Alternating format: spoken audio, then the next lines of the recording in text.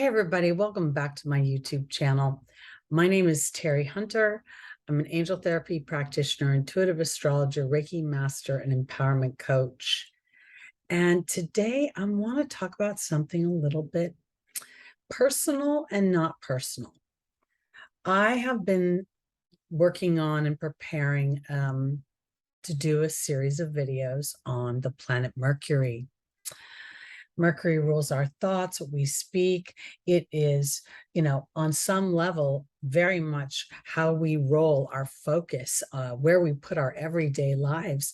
And in doing so, it's a very dominant energy within our life experience. And so my intention was, and I'm still going to do it, but my intention was to go through each one of the houses and talk about Mercury's influence within that house. And then I was doing a webinar a couple of weeks ago, sitting here right where I am right now in my window, minding my own business. I'd been here for hours, and I started talking about the planet Pluto, and the police came down the street. Not an unusual thing. I live in a town where there's a lot of partying on the weekends and it gets busy. A few minutes later, they were pounding on my door. And I went and I answered the door, and the guy said, "What's your name?" And I told him my name. And he said, "Is there another elderly woman that lives in this building?" And I got to tell you, it threw me for a loop. I'm 62 years old. And while I'm, inching towards elderly, I don't consider myself elderly. And I'm telling you all of this story because as the week has progressed, it's been a little less than a week since it happened, I've really thought about the law of attraction, the law of vibration, Mercury's influence on my mind, and how in the world, in the middle of my second ever webinar, did I manifest the police coming to my door and then calling me an elderly woman? It's mind-boggling when I think about the surface of it. And then I started to think about some of the things that I've been endeavoring that I wish would be moving quicker. And one of them is my YouTube channel. And I have a spiky results, doing well, and then feeling like it kind of levels off, never really dips too much. But it's not the growth that my mercurial mind would tell me I want. So I started to ask spirit, and I started to meditate on what can I do to produce on my YouTube channel? What can I do to promote its growth? What can I do to attract more people? And then this scenario of this police coming to the door and calling me an elderly woman kept hitting me in the face. And I feel like then all of a sudden I had an epiphany. I have had an inner fear of being not viable to a larger audience because of my age or my appearance. I observe other people on the internet being very, very popular and appreciated and having large followings. And so the whole reason I bring up this very personal dynamic is because here I am producing information about the 12 universal laws, and I'm watching myself start to be more and more aware of deeper patterns within my mercurial mind and my belief in myself. And even though I feel valuable and I feel like I'm doing well, I see the ceiling of my manifestations. And having this idea that these 3 police officers, I've never done anything wrong, I have no criminal activity or record or anything like that to really draw on, and they come to my door and they inadvertently use an adjective that triggers this introspection. And Jupiter is gone, or is stationing to go retrograde in my first house of self, Aries. Chiron is now going retrograde. And I have Saturn on my personal Chiron. So here I am with all of this observation of my own mind. And the reason I'm telling you these stories is because I feel like my superficial thought was, oh my God, how random. Like, how would that even happen? And then my sort of more evolved thought was, wow, if the law of attraction is true, then how did I start to create that? And if I did create that, what was the point of it? And obviously I want to feel insulted. Obviously, I think, I want to feel, viable.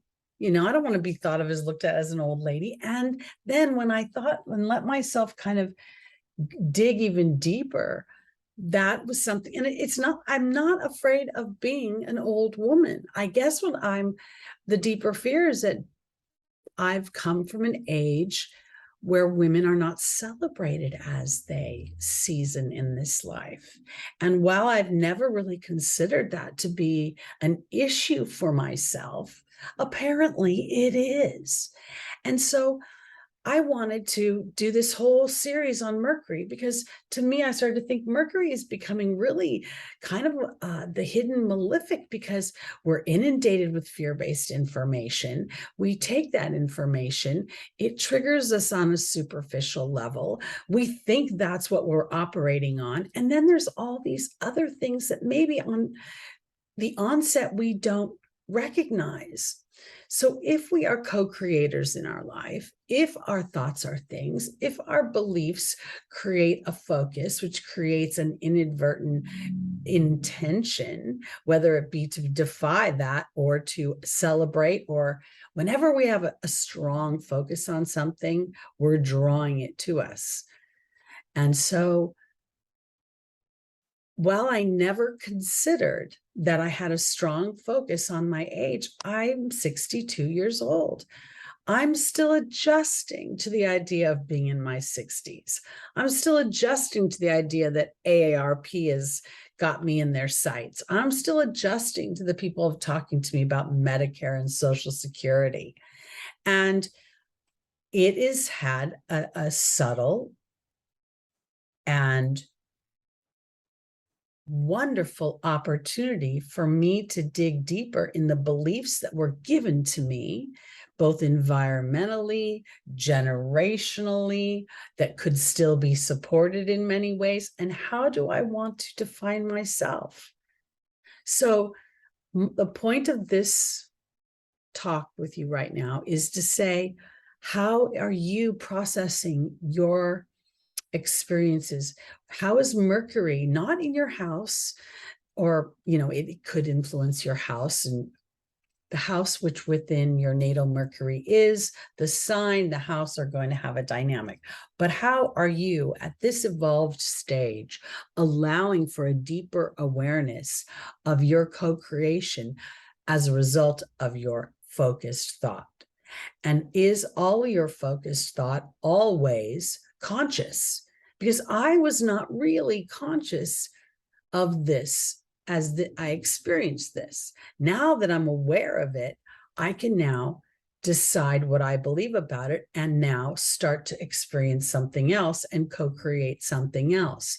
And rather than seeing myself kind of be vulnerable to those dynamics, I can change my focus and find people who are of an age or even older than I that are achieving success, achieving some of the things I want to experience, and thriving and inviting that in, and thereby using both the law of attraction, my law of vibration, using the planet Mercury to my advantage.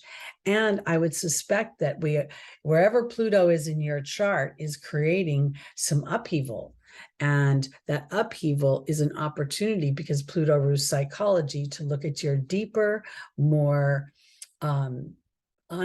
unconscious, yet I feel like people know that whenever there's a